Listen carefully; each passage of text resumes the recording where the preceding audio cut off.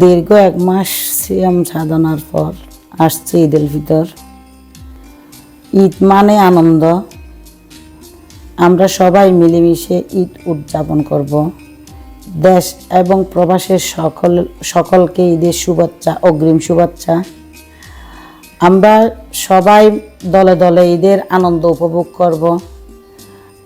আমরা অনেকের সাথে দ্বিধাদ্বন্দ্ব যদি থেকে থাকে, আসুন সবাই মিলেমিশে ঈদের আনন্দ উপভোগ করি, ভাগাভাগি করি। তার সাথে আরেকটা জিনিস যুক্ত হয়েছে, শুভ নববর্ষ, পয়লা বৈশাখ। আমি ঈদের শুভেচ্ছার সাথে পয়লা বৈশাখেরও শুভেচ্ছা একটু বলতে চাই। ঈদের সময় আমরা সবাই ভ্রাতৃত্বের বন্ধনে কাঁধে কাঁধ মিলিয়ে, হাতে হাত মিলিয়ে আসুন সবাই ঈদের শুভেচ্ছা বিনিময় করে একে অপরের সহযোগিতা, সহানুভূতি উপভোগ করে